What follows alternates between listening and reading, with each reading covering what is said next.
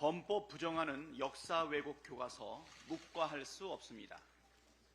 위안부를 축소하고 독재를 장기 집권으로 미화하고 친일파를 옹호하는 괴이한 역사 교과서가 은근슬쩍 검정을 통과했습니다. 누가 봐도 분명한 역사 쿠데타 시도입니다.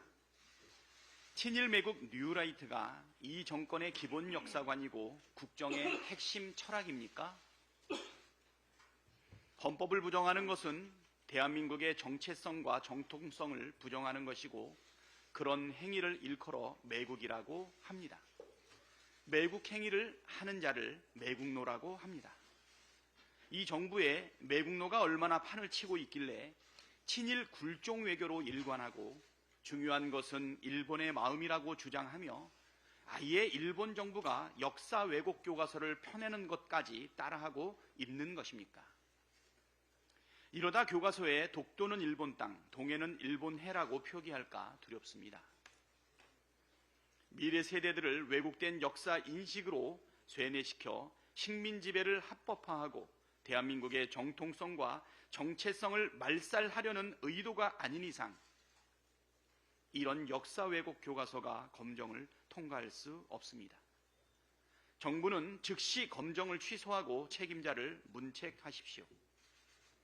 헌법을 수호할 책무를 지닌 윤석열 대통령도 이번 사태에 대해 직접 국민께 해명하길 바랍니다. 독도 지우기, 원인 제공은 누가 하고 있습니까? 일본 방위상이 우리 정부에 독도 방어 훈련을 일절하지 말라고 주문한 사실이 밝혀졌습니다. 지난해 광복절을 앞두고 독도 인근 해상에 일본 군함이 나타나 우리 군의 함정과 항공기가 출동했던 사실도 뒤늦게 드러났습니다. 이뿐만이 아닙니다. 일본 해상보안청 순시선이 독도 인근 해상에 수시로 출몰하고 있습니다. 지난 2022년과 2023년에 80차례 이상, 올해 들어서만 60차례 가까이 출몰했다고 합니다. 우리 정부의 대일 저자세 굴종 외교가 아니었다면 일본이 저렇게 노골적으로 나올 수 있겠습니까? 독도 방어 훈련도 비공개로 하고 규모도 대폭 줄였습니다. 그래놓고 대통령실은 있지도 않은 독도 지우기를 왜 야당이 의심하는 것인지 저희를 묻고 싶다고 적반하장격으로 나오고 있습니다. 독도 지우기 논란이 나오는 이유는 정부의 저자세 때문이라는 사실을 대통령실만 모르고 있습니다. 영토를 수호하는 것은 대통령의 헌법상 책무입니다. 독도를 일본에 넘길 작정이 아니라면 단호하게 대처하길 바랍니다.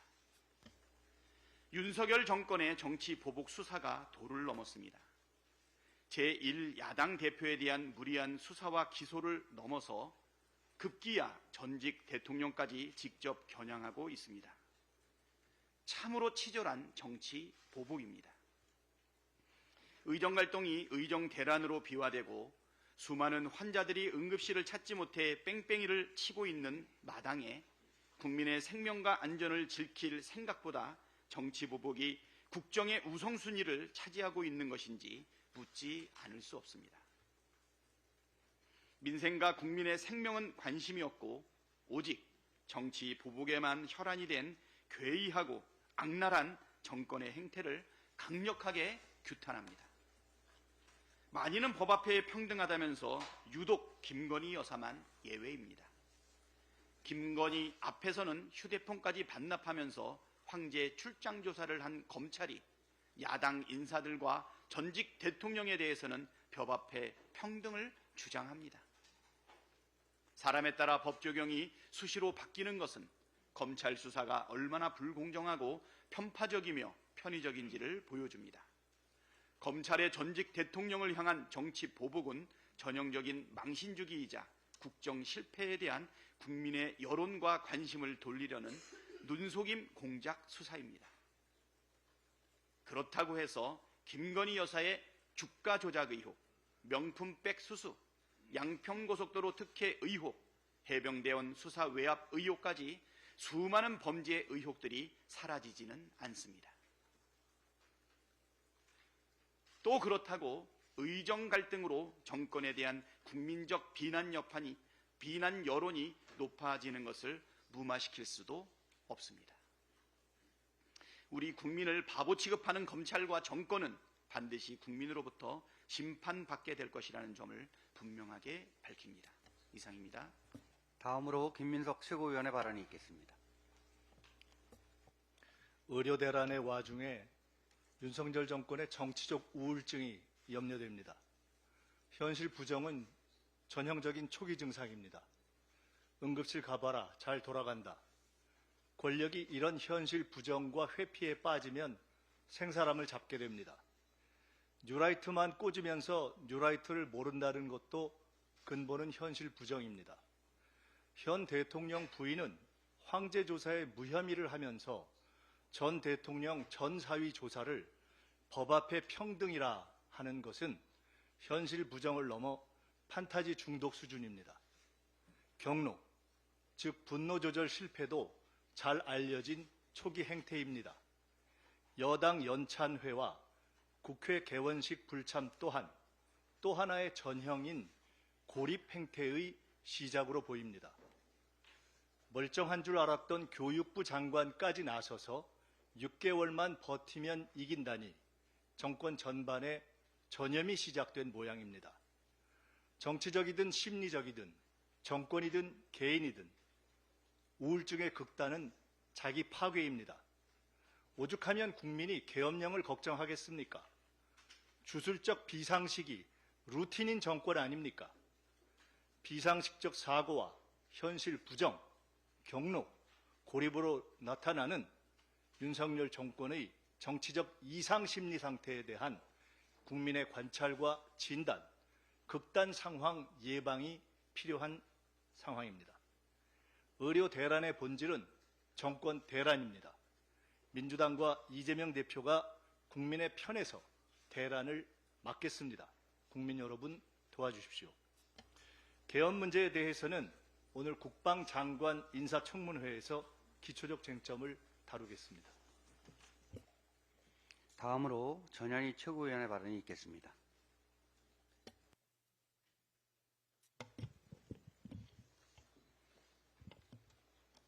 일수차천이라는 한자 용어가 있습니다. 손바닥으로 하늘을 가릴 수 없다라는 뜻입니다. 윤석열 정권은 임기 내내 사정기간을 앞세워서 야당과 지난 정부 인사들을 탄압하고 정치적 수사를 일삼았습니다.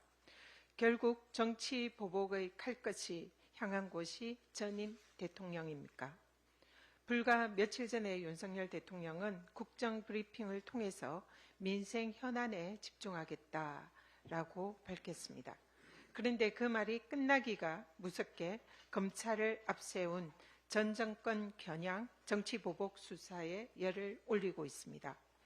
민생 파탄, 경제 폭망, 의료 대란에 이어서 검찰의 김건희 여사 무혐의 면죄부 수사로 대통령 지지율이 20% 초반대로 주저앉았습니다. 결국 국민의 분노를 돌리고 정부의 무능을 덮기 위한 국면 전환용 전략이 야당 전임 대통령 보복 수사 아닙니까? 정치 검찰을 동원한 전임 대통령과 가족에 대한 망신 주기, 야당 죽이기, 정치 보복 수사로 윤석열 정권의 지지율 폭락 국면을 전환할 수 있다라고 생각하면 큰 오산입니다. 오히려 국민들의 윤석열 정부와의 헤어질 결심만 확고히 굳히게 해줄 뿐이라는 것을 명심하기 바랍니다. 지난주 금요일에 서울 강동구 소재 보훈병원 응급실을 찾았던 한 국가유공자가 치료를 거부당한 후에 이른바 응급실 뺑뺑이를 돌다가 사망했습니다. 이 환자는 초기에 혼자서 운전을 해서 내원을 할 정도로 초기 상태가 양호했다라고 합니다. 그런데 위장 출혈을 치료할 소화기 내과 의사가 없어서 중앙보훈병원에서 내시경 지혈술을 받지 못하고 응급실 뺑뺑이로 다른 병원으로 전전하였습니다. 결국 뒤늦게 다음 날 자정해야 다른 병원에서 수술을 받았는데 결국 사망하고 말았습니다. 적시에 간단한 수술만 했더라면 살 수 있었던 분입니다. 국가보훈부 산하 중앙보훈병원은 환자의 80% 이상이 보훈 대상자입니다. 최근 100명 전공의 중에 8명만 남아있는 참담한 상황입니다. 나라를 위해 헌신했던 국가유공자들의 생명과 건강마저 국가가 지켜주지 못하고 있습니다. 그런데 문제는 의료대란으로 제때에 치료받지 못해서 사망하거나 중증에 이르는 환자들의 숫자와 실태 파악이 전혀 되지 않고 있습니다. 환자의 사망 추계는 5월까지만 통계청이 자료를 내놓고 있습니다. 통계청은 의료 대란이 가시화된 6월부터 현재까지 추가 사망률의 추계를 취합해서 당장 발표하시기 바랍니다. 어제 민주당에서 의료 대란에 대해서 정부 정책 실패에 대한 대통령의 사과, 책임자 문책, 이해관계자들이 참여하는 국회 논의기구의 필요성을 제안을 했지만 용산의 눈치만 보는 국힘은 묵묵부답하고 있습니다. 참으로 안타까운 일입니다. 윤석열 대통령은 국민들의 생명을 담보로 한 의료 대란이 곧 정상화될 것이다 라는 국민 눈속임을 더 이상 하지 마시기 바랍니다. 시간이 없습니다. 그 사이에 또 우리의 가족들은 응급실을 전전하며 죽어가고 있습니다. 정부는 자화자찬식 해법이 아니라 죽어가는 우리 국민들을 살릴 수 있는 실효성 있는 의료대란 해법 당장 제시하기 바랍니다. 다음으로 한준호 최고위원의 발언이 있겠습니다. 어제 양당 대표 간의 회담이 있었습니다. 첫 공식 회담인 만큼 화기애애하게 시작하길 바랐습니다만 한동훈 대표의 모두 발언으로 분위기가 애매해진 것은 아쉬운 대목입니다. 한 대표는 민주당의 검사 탄핵을 걸고 넘어지면서 판결 불복 빌드업이란 허무맹랑한 소리를 했습니다.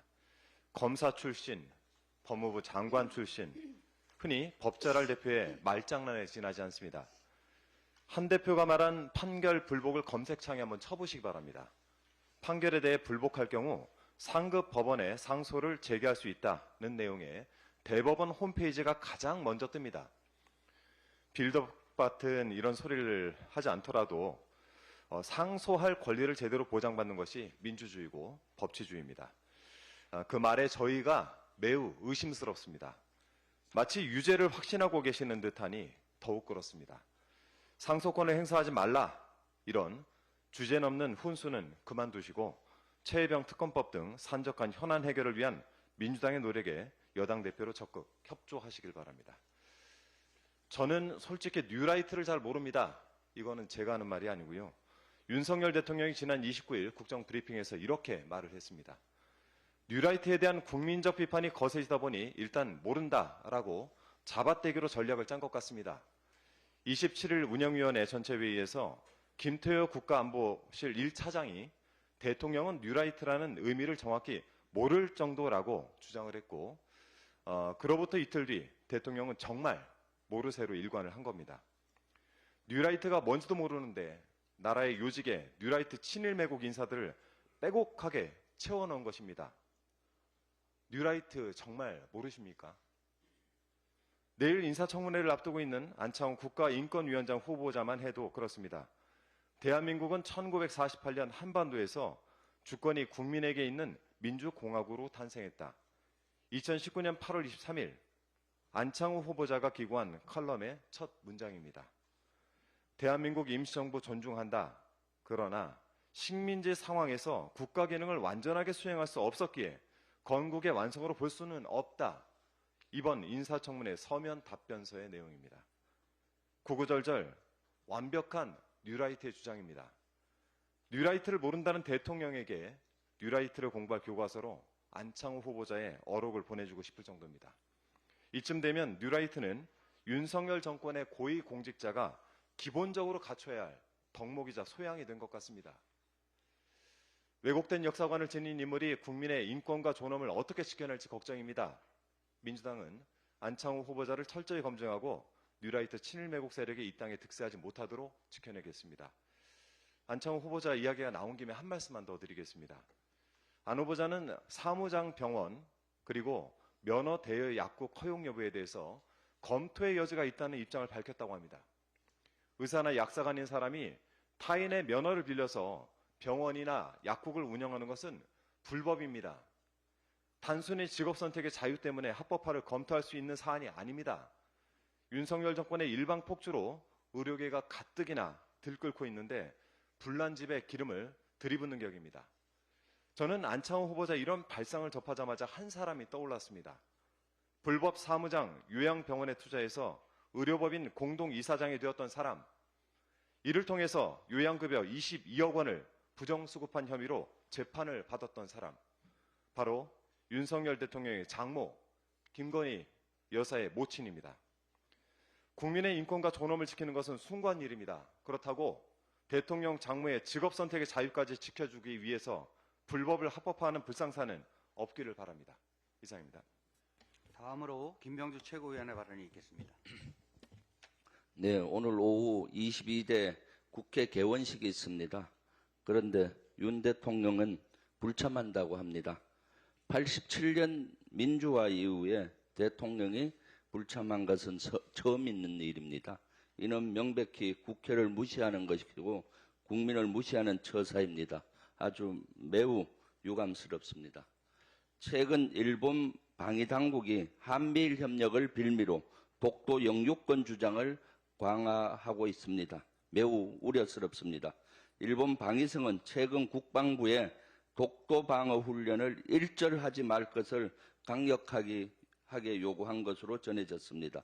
독도 방어 훈련 시행 다음 날인 지난 8월 22일 주일 국방부관을 통해 전달됐다고 합니다.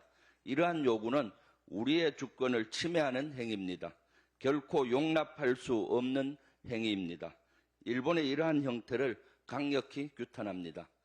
한일 관계 개선을 넘어 숭일에 가까운 태도를 취하고 있는 윤석열 정부의 각별한 노력에도 불구하고 일본은 이처럼 우리 독도에 대한 영토적 야심을 계속 드러내고 있습니다.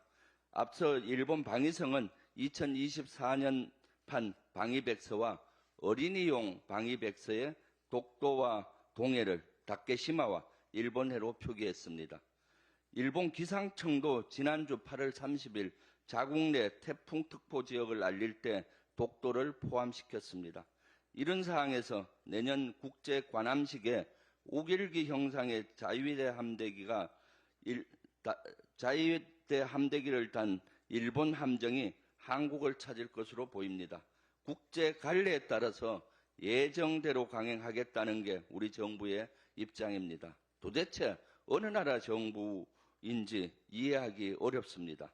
민주당은 결코 이를 자시하지 않을 것입니다. 독도는 역사적, 지리적, 국제법적으로 명백한 대한민국의 영토입니다. 정부 차원의 강력한 대응이 필요합니다. 윤석열 정권은 독도 지우기도 모자라 역사 지우기까지 자행하고 있습니다. 내년부터 고등학교에 사용할 한 역사 교과서에서 이승만, 박정희 전 대통령의 공은 부각하고 일본군 위안부 문제는 축소했습니다. 예를 들어 이승만 전 대통령이 1946년 남한 단독 정부를 주장한 이른바 정읍 발언을 수록했습니다. 이는 이승만 정부의 단독 정부론이 불가피했다는 점과 장기 집권을 할 수밖에 없었던 이유를 납득시키려는 의도라는 게 여러 역사학계의 평가입니다. 그러면서 이승만 전 대통령의 독립운동 자금 유용이나 대미 위임 통치 건의 논란은 기술하지 않았습니다. 박정희 정부의 유신체제에 대해서는 평화 통일을 위해 불가피한 측면이 있었다는 취지로 표현해 정당화했습니다. 일본군 위안부 문제와 관련해서는 본문에 단 한 줄만 수록했습니다. 특히 교과서는 청소년 역사 교육에 장기적이고 지속적인 영향을 미칩니다. 특정 인물이나 사건을 부각하고 축소하는 왜곡이 있어서는 절대 안 되겠습니다. 논란이 된 교과서에 대해서는 그 내용을 철저히 검증하고 즉각 개선할 것을 촉구합니다. 이상입니다. 다음으로 이현주 최고위원의 발언이 있겠습니다. 네, 오늘 윤석열 대통령께서 국회 개원식에 87년 민주화 이후 처음으로 불참한다고 합니다. 국회 정상화를 주장을 하시는데요. 정상화해야 할 것은 국회가 아니라 대통령 자신이다. 이렇게 말씀드리겠습니다. 거부권을 밥 먹듯이 행사하면서 사실상 상시적으로 국회 의결 요건을 과반이 아니라 3분의 2로 만들고 있습니다. 이것은 실질적인 헌법 위반 행태이고 위헌적 행태를 계속 반복하고 있다. 이렇게 경고하겠습니다. 윤석열 대통령은 마이너스의 손, 도자기 박물관에 들어간 코끼리라는 얘기들이 국민들 사이에서 얘기가 나오고 있습니다. 아주 놀라운 경지입니다. 손대는 것마다 망가뜨리고 안 하니만 못한 결과를 초래하고 있습니다. 의료개혁은 이제 엄청난 의료 재앙으로 귀결되고 있고 노동개혁한답시고 노사관계 망가뜨리고 사교육 개혁한답시고 사교육 시장을 더 극성 떨게 만들었고 한일 관계는 우호적 발전을 넘어서 숭일 매국으로 탈원전 보고는 아리백 포기로 연결되고 있습니다. 부동산 정책은 공급 증대 실패로 집값 불안과 가계부채 급증으로 이어져서 내수 부진의 원인이 되고 있습니다. 연금 개혁도 자동 안정화 장치 등을 섣불리 도입한다면서 오히려 수급액이 줄어들 수 있어서 연금 토대를 무너뜨리지 않을까 걱정이 됩니다. 무슨 생각을 하는 건지 대통령이 국정에 대한 기본 이해가 부족하다 보니까 아무거나 덥석 받아서 지르고 오기로 문제 제기하면 오기로 밀어붙이면서 오히려 더 심화시키고 있습니다. 공정과 상식은 김건희 여사를 필두로 불공정과 몰상식의 상징이 되고 있습니다. 대한민국에서 가장 시급히 개혁해야 할 대상은 다름 아닌 윤석열 대통령 자신입니다. 의료 대란과 관련해서 한 말씀만 더 드리겠습니다. 10년 후에 의료 체계를 해결하려고 지금 당장 살 수도 있을 국민들이 억울하게 죽는 일이 속출하고 있습니다. 응급실 뺑뺑이 필수 과목 수술 인력 부족으로 정상적 의료 시스템이었으면 살 수도 있었을 국민들이 죽어나간다고 한다면 이것이 의료 개혁입니까? 아니면 의료 재앙입니까? 이것은 정부 대통령의 소신이 아니라 오기이자 독선이라고 봐야 됩니다. 국민의 생명이 대통령 자존심보다 중요합니다. 어떤 소신도 국민의 생명보다 중요할 수 없습니다. 모든 논쟁을 다 뒤로하고 국민을 우선 살리고 봐야 한다고 생각합니다. 추석을 넘기고 올해 말 내년 초가 지나면 손 쓸 수 없는 지경이 될까 봐 겁이 덜컥 납니다. 10년 후에 의사 증원시키자고 지금 당장 국민들을 죽일 수는 없습니다. 거기다가 대통령은 의료비가 내려갈 것이라고 하는데 과연 그럴 것인지 의심스럽습니다. 당장 응급실 문턱부터 올라가고 있습니다. 의료비는 이대로면 더 올라갈 것이라고 예상이 됩니다. 과연 이게 윤석열 대통령이 바라는 것입니까? 국민이 죽어나가는데도 눈 하나 깜짝하지 않고 내가 어쩌란 말이냐 하는 식의 국정 브리핑을 보면서 국민들은 저 사람이 과연 대한민국 대통령이란 말인가 라는 생각에서 소름이 끼쳤다라는 것을 말씀드립니다. 마지막으로 이재명 당대표님의 발언이 있겠습니다. 네, 어제 여야 대표회담이 아주 오랜만에 있었습니다.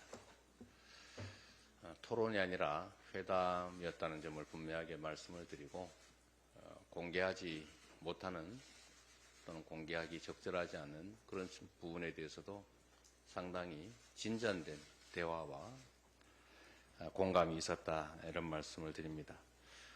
매우 허심탄회하고 솔직한 대화들이 오갔던 자리였기 때문에 앞으로 여야 관계에서 협력할 것은 협력하고 또 경쟁할 것은 경쟁하는 좋은 계기가 되지 않을까 기대합니다. 특히 민생 부분에 대해서는 너무 세세한 부분이라 구체적으로 발표되지 않은 것도 있지만 상당히 많은 부분들에 대해서 실질적 합의가 됐기 때문에 앞으로 국회에서 입법하거나 또 정책 입안을 하는 데서 상당히 큰 진전이 있을 거라고 생각이 됩니다. 특히 민생 경제 회복을 위한 각종 조치들 또는 자영업자의 부채 문제, 또 가계부채 완화를 위한 조치, 이런 것들에 대해서는 신속하게 입법적 성과를 내도록 하겠습니다. 오늘은 이걸로 회의를 마치도록 하겠습니다. 수고하셨습니다.